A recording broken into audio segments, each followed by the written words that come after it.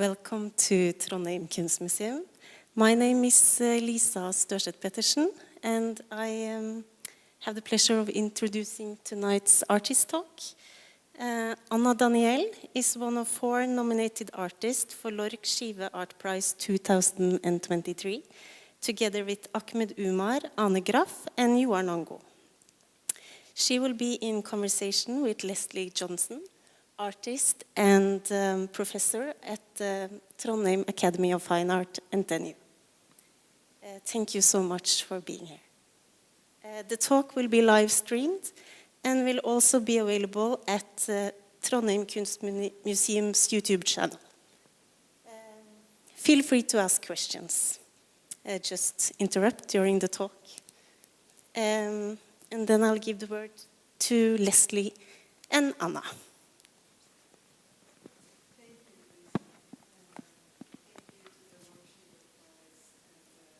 Museum for making it possible to have these conversations with today you, Anna. I was thinking that perhaps we should start by you saying a few words about the work that you're presenting here. Okay, I'll try to make it short, but you will stop me if I talk too much. So the work is called, in English, Showed in the Back, Kicked in the Gut. An image storm of desperate hope, constant unease, blinding dark, a bit of light, and the scent of baby anise. It is it's an installation work consisting of a lot of different sculptures made in different materials. Some I made myself, and some are made by others. And I try to kind of make a Noah's Ark of the arts, and kind of ask questions about like what do we archive forever, what do we leave behind, and who's deciding? Oops, shall I start again or? No, so I made based on the idea of making a Noah's Ark for the arts, and to ask questions around what are we bringing with us, what are we leaving behind, and why are we putting something into archives, and why are we not demolishing other things. Of course, a little bit with the background of the last 4 years. Yeah. And I think that you're also asking questions about what is sculpture, and how will I work with that today as a contemporary artist. I think that there are the way that you are work with, I would call it assemblage. You're bringing the horse, which you, I think, hired from a website.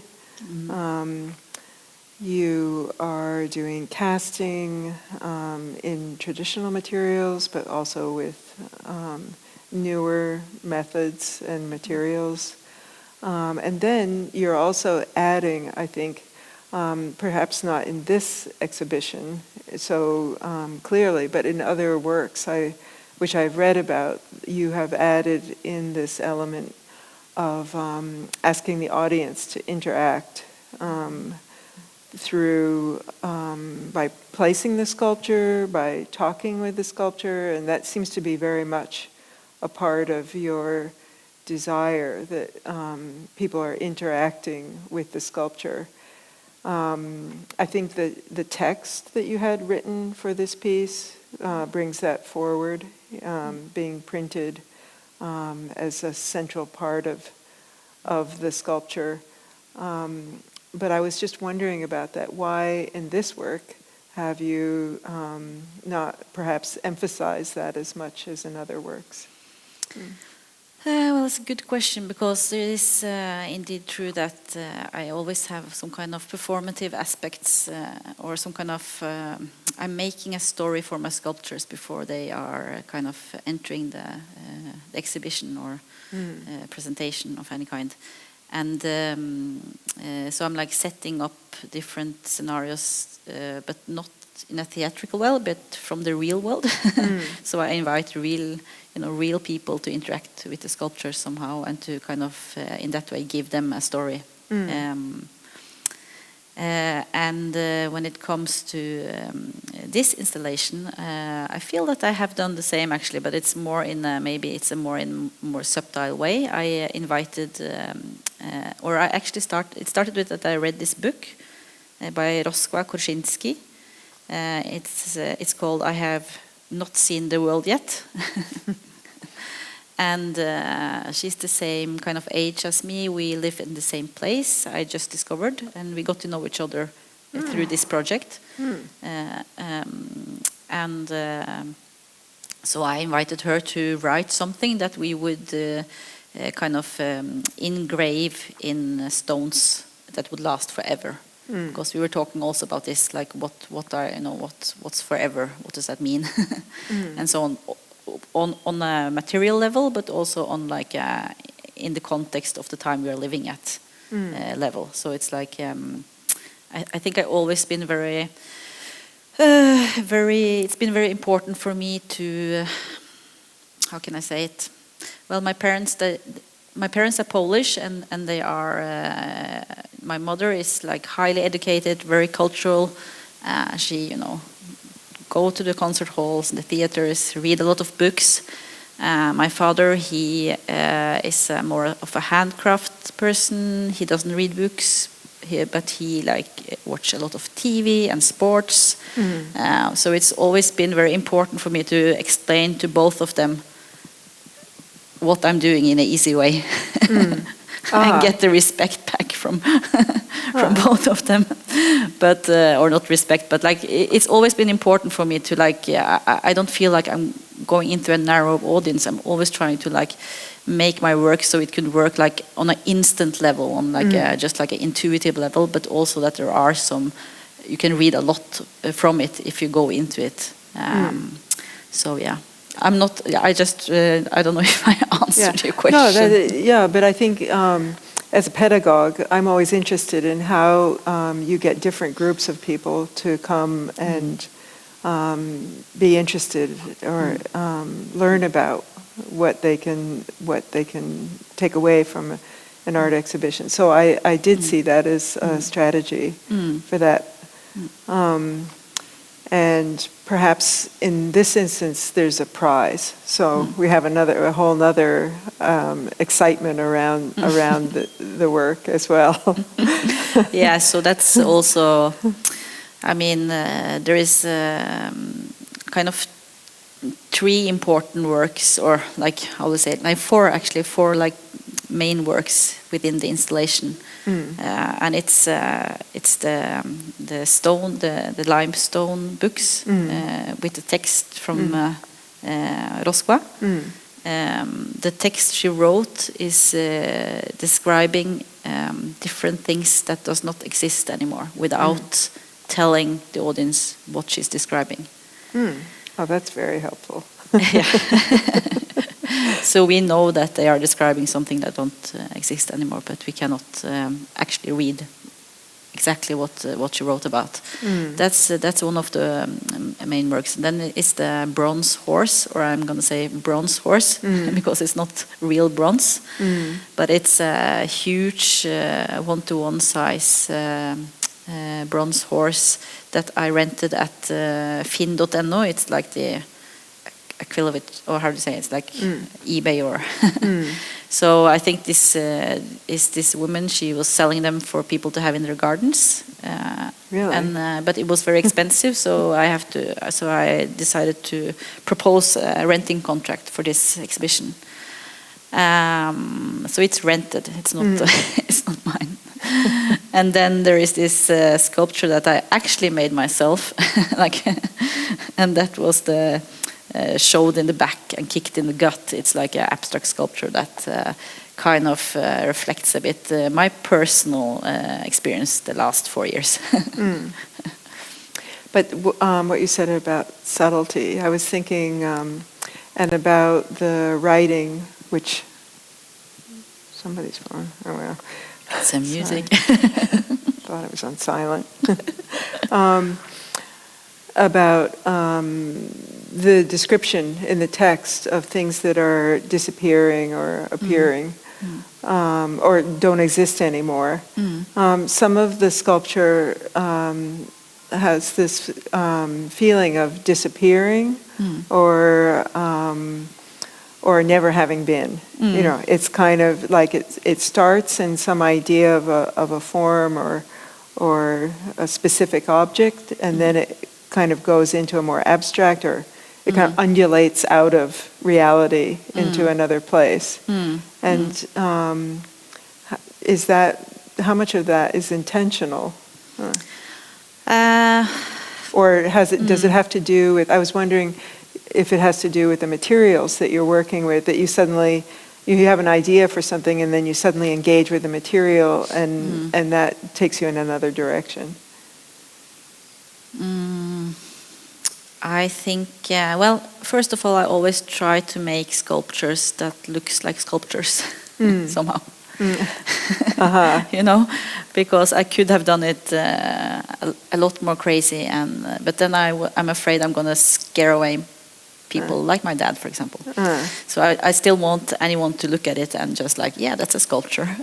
You know. But what would be not looking like a sculpture, like made out of paper, or? I mean, when I say not look as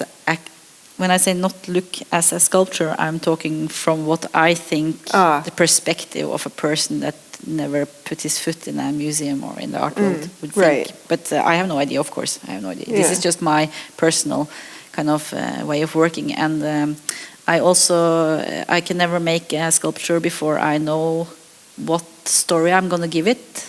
For example, I would never be able to make this installation without knowing that Roscoe is going to be writing something that's going to be forever on these stones, or the other things that I do, and then I work very much out from a feeling, like you know, shoved in the back and kicked in the gut. It's a very literal feeling, but there is also I always have these ideas of, and for example in this room I wanted it to be very like that you come in and it's a bit cliche, but it's not quite cliche, and it's a bit like, oh my god, there's a lot of things happening here, a bit confusing in a way, which also reflects a bit the way I have experienced the world the last 4 years. So yeah, and then there are the frescoes, which is like one of the oldest tried out techniques in the world, which means well, I didn't make them to like show off how good I am at making frescoes. I did it because it's one of the oldest tried out techniques, and the horse I had rented on Finn, it's imported from China, and of course there is, and the limestone is from India. So it is also like a in between, maybe critic to how Norway forvalter, I don't know the English word for that, handled their stones and metal, to say it basically. It's like you have these places in, for example, Otta in Norway, where they just closed down the whole business of taking out stones. They still call the business Norwegian limestone, but they're actually limestone from India. Or, for example, at the Art Academy in Oslo, as far as I know, they don't have anyone who really knows how to cast bronze anymore. I mean, Jermaine and Kuba, he was my teacher. And there is no such person anymore. And if you're going to make big things in bronze, you do it outside Norway. Even if there was like this, it's kind of, we are losing our handcrafts. So there is like a lot of layers within each objects that you could go into. It's a bit like still life. Is that yeah?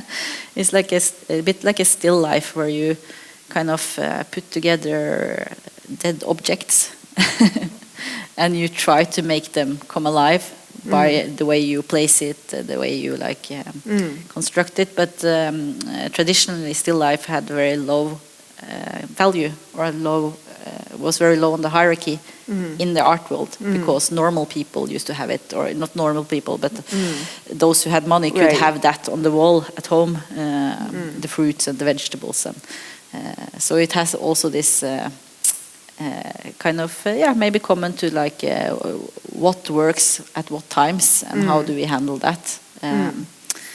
And of course now, I don't even remember if I said it earlier, but like with the background of all the movements that has been lately, like the the Woke, the Black Lives Matters, that you have like a whole row of minority movements that has gotten new positions in history, and so the art history has to be rewritten, and it's interesting to see like how much time should we have to think about this before we actually do it, and who's going to write it again, and it's like all these things that are it's quite confusing times, I would say, from my perspective. Yeah, probably from almost everyone's perspective. But good that we're sorting this out today. Huh? Good that we're sorting this out today. Yeah, we're like solving it all. But so there is that kind of material inclusivity, the desire to speak to different groups of people, the desire to bring people together through asking them to address the sculpture. And also, like, for example, there is a necklace or it's like a huge necklace in tin from a friend of mine. It was also on my previous sculpture, and I also have a copy actually here. It's exactly the same. It's like a fire sword with fire to fight all the evil. Yeah, this is that was the talisman, right? Yeah. To ward off evil, which seemed like highly significant in that sculpture, or in your assemblage installation. Did you plan out that room based on the objects that you had, or did you plan out the beginning, okay, over here I'm going to have certain key pieces, and then the rest kind of came to accompany those? Yeah, well, I actually didn't have any choice, because the frescoes had to be made like 4 weeks in advance, I think, or I don't remember. We had to like come here. I had to bring in like a traditional murer. Someone who works with plastering. Exactly, and so he made this chalk wall for me, and then it had to be done in a certain way. You have to dry, and then you have to wait 2 weeks. Then you have to put on the next layer, and the painting you put on are going to continuously change color, continuously like being sucked in. It's basically breathing, It's like 100% environmentally friendly. It's nothing there that is kind of produced. In contrast to the abstract sculpture, which I made showed in the back and kicked in the gut, which is like 100% not environmental friendly material. The one that's made with the frigolite or the styrofoam. Yeah. Oh, interesting. That kind of brings me to, I particularly like the artist Rachel Harrison, and she had a show in Oslo, which you probably have seen. And the way that she thinks of sculpture as even something to hang a picture on. Some of the sculptures she made, because she said, I wanted something to hang a picture on and put it in the middle of the room. And the sculptures also incorporate furniture, which forces you to move around. And I think that that's particularly interesting in your work, that you have to walk around and look at the pieces from different angles, where you see different combinations. And I think the only thing that this is just my first intuitive thought when you are describing Rachel's work, is that maybe if there is a difference, for me it's like I could never make something to hang a painting on it, or I could never like, because the sculpture itself kind of is my pal or my like, it's like some kind of animated through these actions I do. Right. Yeah, it's a complete object. Exactly. Yeah. It does. So, you're not looking for something to embellish it. No, so I could never hang like a painting. That would be like, oh my God, I would never do. I can't hang like a necklace or something that is like humanish. Yeah. Somehow. No, I think you do have different purposes. That's why I bring it up. Because I think you're much more relating to the long history of many sculptors. And yeah, I was also in a Miro foundation looking at that work and thinking about symbols a lot. And so today I particularly noticed the worms, or I think it is worm crawling across the, was it bronze? Yeah, it's cast in bronze. It's a carpet. It's like a carpet cast in bronze with small worms on it. And thinking also about the, I mean, his symbol range runs from birds, women, stars, planets, and I also in the plaster, in the fresco that you made, those signs, are they to guide us? Are they to guide the arc? I mean, it's definitely to put you into some kind of mood, but it's not that specific as. It's not like each piece has its own like symbolism. It's more the whole of it, the feeling of it. That like making a huge wave actually make the room feels a bit more, you know, a little more confusing, a little bit more in motion somehow. I think. Yeah, the scale of that compared to the candle and small marble blocks. Yeah, and also the frescoes are made so that they can. I mean, frescoes are like I mentioned before, like one of the oldest tried out techniques within the arts, but still, like this fresco will probably never survive getting out of the room because it's made temporary wall. So you have all this, all these aspects also. Well, that's also part of your idea to expand ideas about sculpture. Yeah, because it says something about value of the object. So it's very basic in that way. Yeah. But some are made to move forward, and some will be. And also, behind. this is a special context. It is in a competition where you can win an enormous amount of money. So of course, it's fun to comment that, but not necessarily in like a very radical political way, but in a more like. Right. Using it for the sake of the audience coming in. To invest in something temporary. Yeah, so that the audience can like maybe invest some thoughts on that and hopefully understand the context and words. Yeah. And whisper something. And whisper something to the sculptures. Yeah, I read one of the titles. Your titles are very interesting. I read one of the titles was something for a depressed sculpture. An interview with a depressed sculpture. Right. Yeah, that was. That's another work I did in cooperation with a Norwegian writer, Vigdis Hjort. So I invited her to sit in a room with my sculpture for a day or two, and she wrote a fictional interview. So the only thing I gave her was kind of the room, the sculpture, and the title. And then she had to like write. It was a very strange text. It's like a strange mix between an art critique, a fictional story, and with some personal input. I liked it. It was very nice. And did she cure the depression? She definitely. No, I don't think she cured it. I think she more described it. Yeah.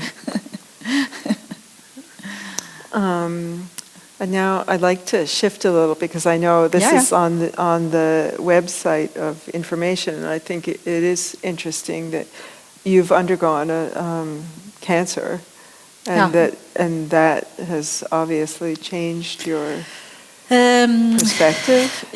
If you don't, yeah, no, we talked about this, and you established that I think that when that kind of threat usually has a huge impact on how you think about your work.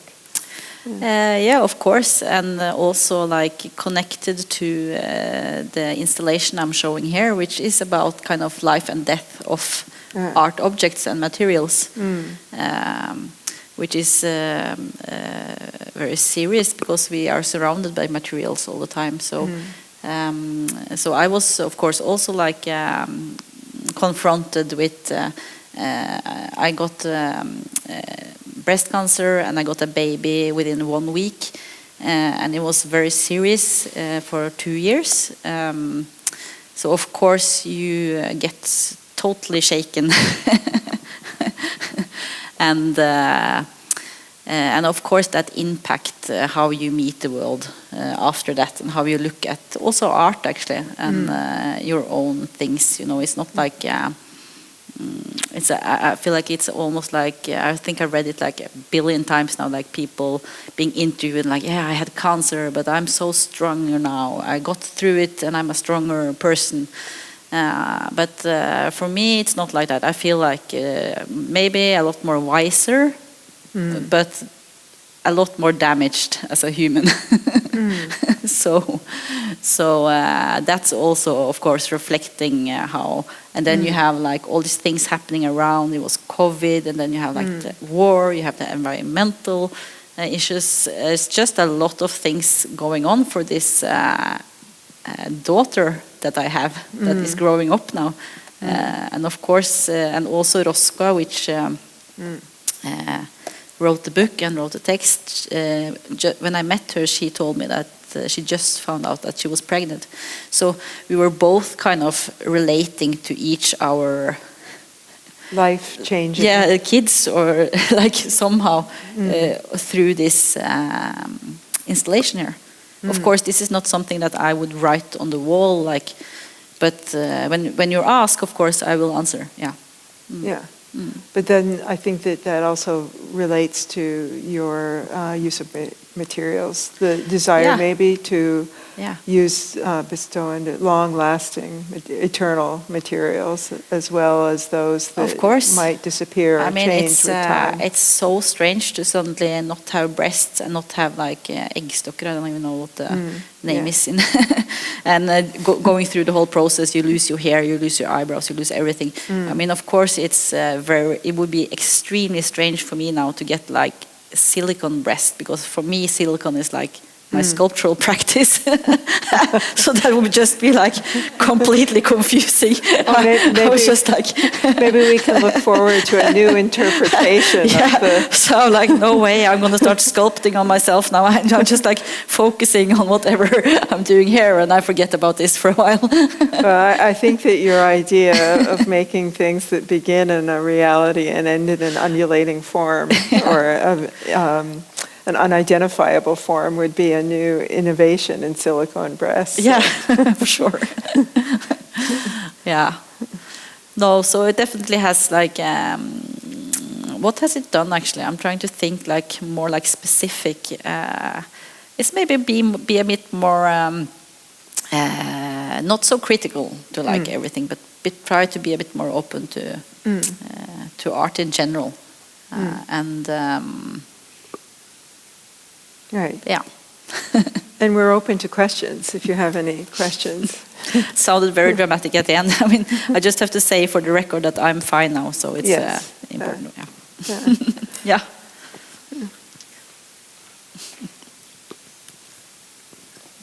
Well, this is only with the silicone breast I'm curious about, because I always wondered, when people die, do they take the silicone out of the body? Do they bury it with the silicone?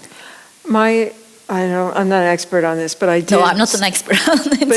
But coincidentally, somebody was telling me a couple days ago that their bodies are buried with the silicone, and that she was reading this article about how this has become a problem. Yeah. So do you, like the funeral agency in the future, do they have to like cut out the silicone before they bury the body? It's a good question. Or do they just have to bury the silicone?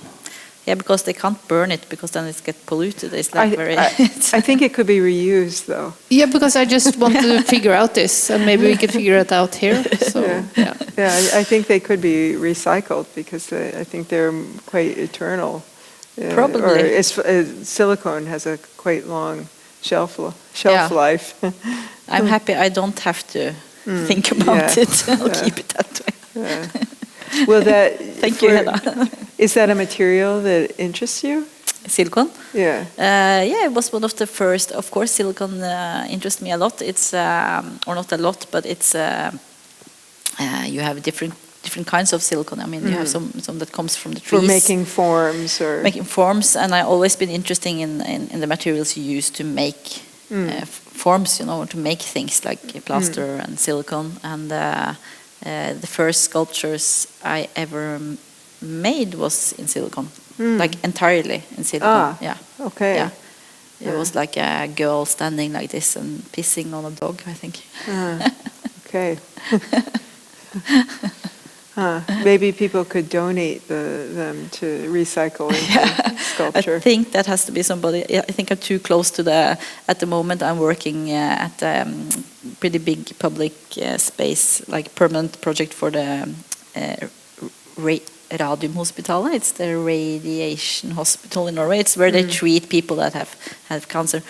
And I worked there with Hanne Tyrmi, and in the beginning, when I said yes to the project, I was like, oops, this is maybe too close to my heart, but now when I'm fine, it's fine, and I'm very happy. Good. Yeah. What about if we think about go back to another one of your public works, which is the Rådhus, it's called 15 Sides of Oslo. Right. Directly translated. Yeah, exactly. And no, 50 pages, 15 pages. Okay. Yeah, I think I read it as sides, but I was also reading it for some reason as maps. Yeah, could be also. Yeah, and I wondered, I just assumed they were maps, but then I thought, oh no, they aren't maps. So it's I made 15 sculptures, one for each district in Oslo.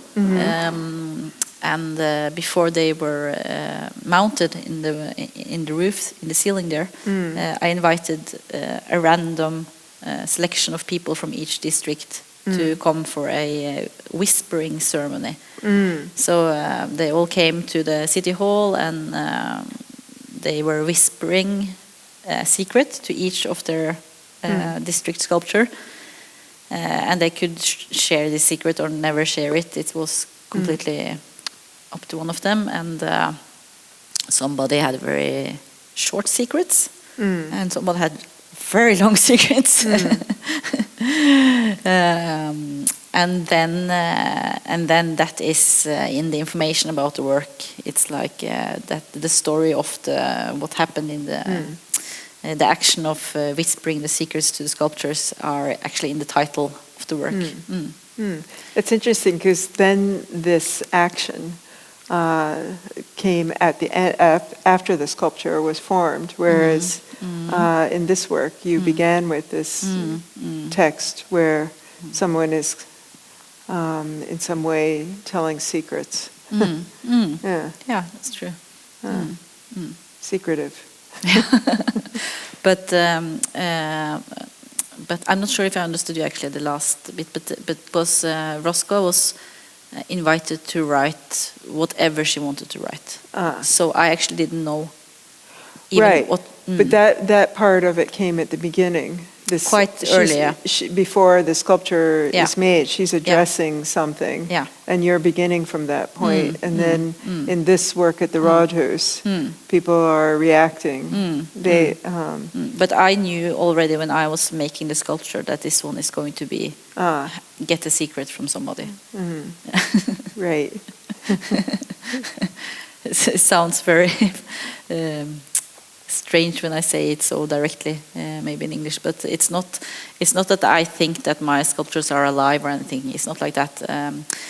It's more of a maybe taking back some rituals that are lost. But isn't it all? Yeah, and isn't it also including people from including people in different ways into the process? Oh yeah, for sure, and also like the already existing art at the City Hall in Oslo is very much building up around the nation and all the kind of great things about Norway. When it was built, it was just after the war, so it was very important. But when I made this, was invited to do the City Hall sculptures, I wanted something that represented people that are the normal people of Oslo somehow. Yeah, but I think it's also very interesting that you include this kind of ephemeral act with something that is so long-lasting and as a commissioned work. And perhaps it's a way of counteracting that as well. Yeah, and I think it has been a big change just the last years. Like younger artists are working a lot more with like this spiritual things, so like incorporating that a lot more in their works maybe than at the time when I was younger. And to how do you say, to give an object's life is not like a new thing. It's been for ages in religion, in politics. It's been like around, right. but it's but it is the thing about like taking it into like for example a permanent work that's a part of the work. A talisman. Yeah. Yeah, you mentioned that as well, that you felt as though there was more interest for religion in the Norwegian culture. Or perhaps you meant the Norwegian art culture. I think I meant maybe on the art side, yeah. I'm not an expert on the rest of the country, but my impression was that when I was young, my parents come from Poland, where religion is incorporated in everything, everyday life, even if you are not religious, or even you're just a little bit religious. While when I came to Norway, all my friends, and I'm just talking from myself and my friends, nobody were religious. My parents kind of took a distance from it. And I think it resulted in a lot of like people at my age trying to meditate, walk on top of mountains, find the spirits in this and that.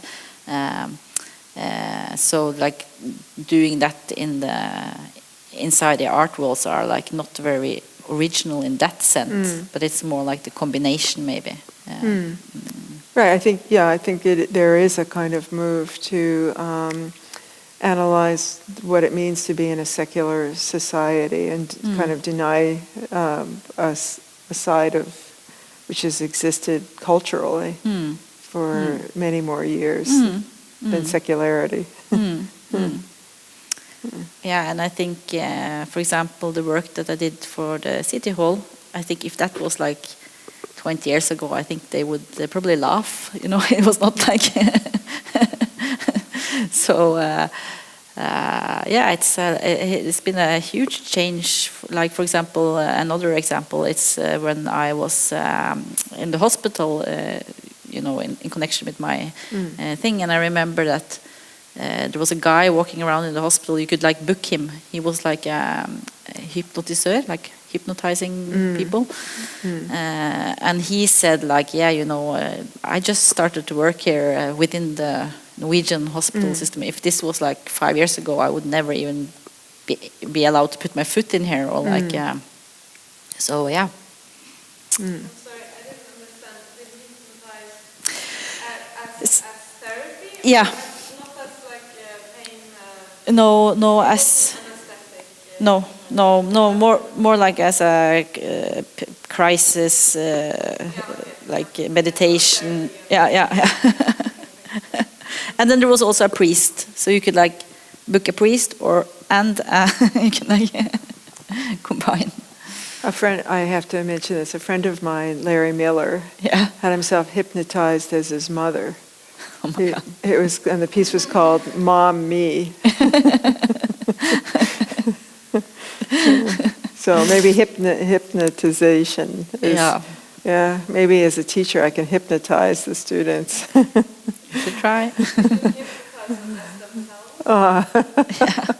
Right. I think I'm gonna hypnotize my sculptures. Yeah, there you go. To be a different sculpture.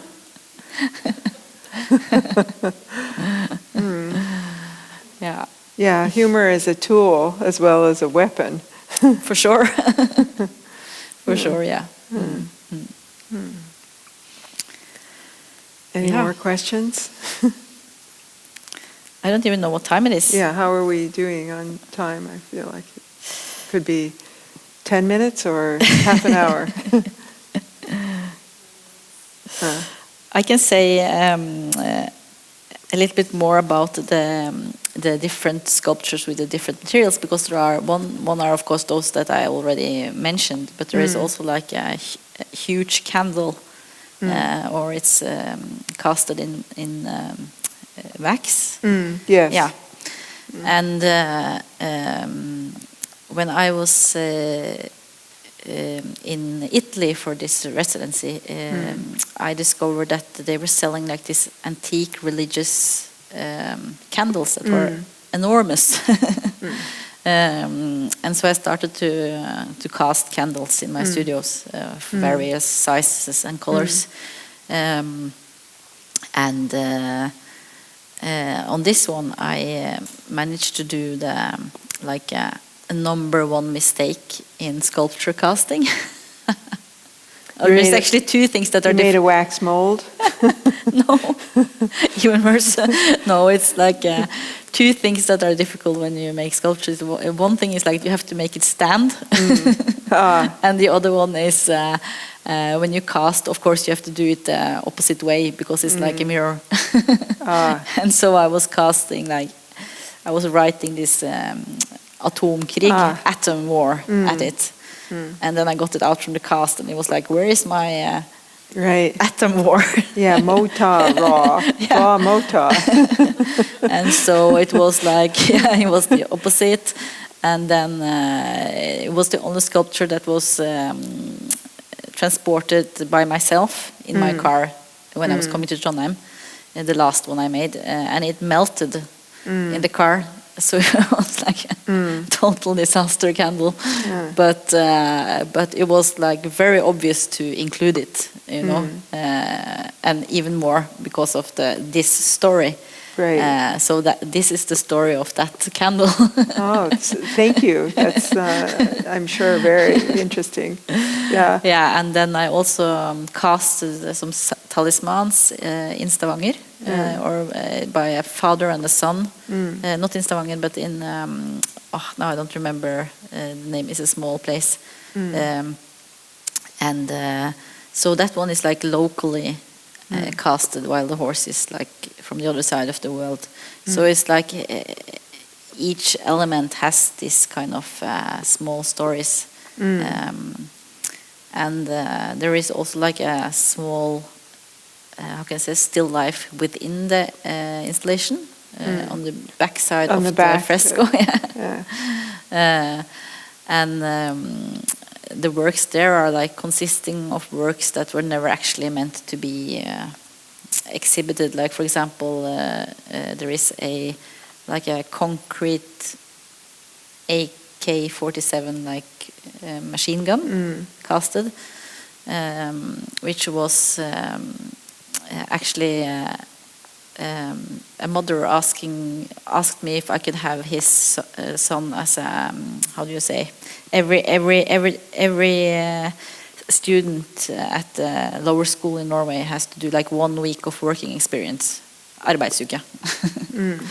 And so I invited him to have his work week in my studio. He had never been in an art studio before, and we had the plan that he was going to make a concrete sculpture, but it was very, very hard to like figure out like the essence of what he wanted to make, and so we had to talk a lot about this. And then he talked about computer gaming he was doing, and then we talked about like symbols of computer gaming, and then he chose the AK-47. So it's like there is something behind each element in that sense, yeah. Yeah, but I think that they read as being part of adding a dimension to this idea of the arc. The candle seems like the pathfinder, or of course the light, or some kind of way of moving in the darkness, which would seem congruent with that. So it's, yeah, the objects are obviously very special, but they also function on some kind of symbolic, representational level.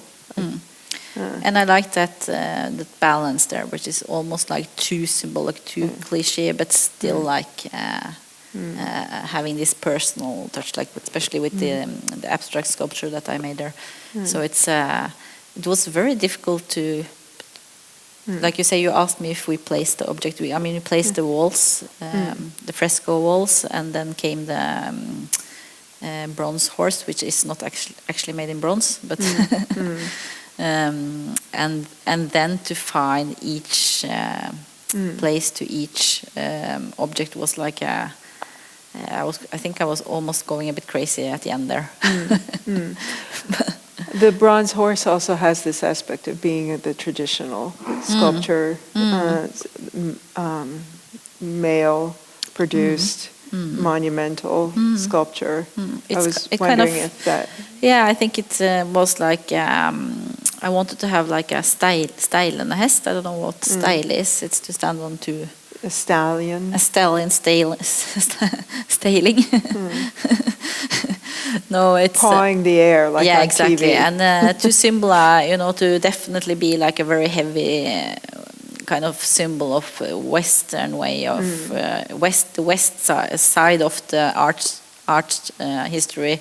The colonialism, like all these things that are in that horse, and being a male horse was also like a point.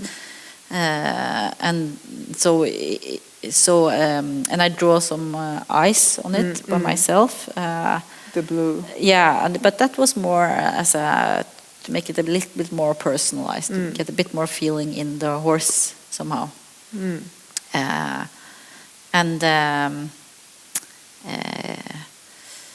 And it was very difficult to find the right horse. I mean, there is not like tons of horses on the net in Norway. And and some things I buy on the flea market, something I bought at Felleskjøpet in Stjørdal. So I try to like combine all these materials from like ready-mades that has a story, ready-mades that don't really have a story, that come straight from the shop, like very heavy materials like marble, bronze, frescoes, and then you have the opposite, the plastic, the styrofoam, Yeah, and moving forward the tradition of sculpture. I don't know.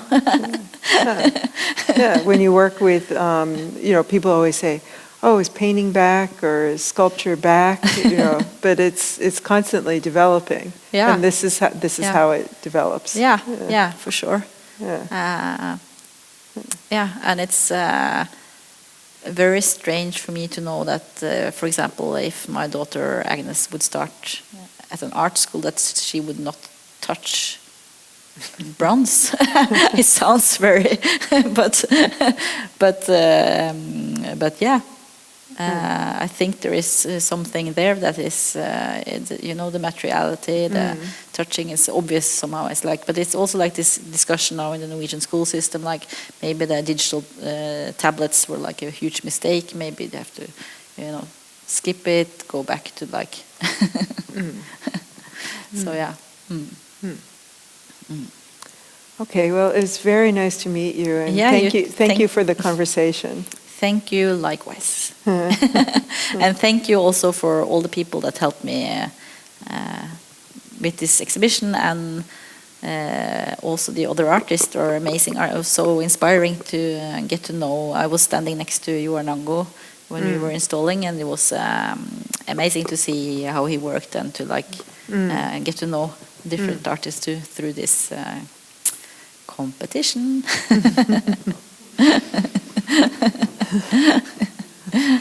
All right, well, I guess we have to wait until the fall to find out the results of that, but it's already a wonderful result to have this exhibition here in Trondheim. Yeah, thank you very much too. Okay. Ja.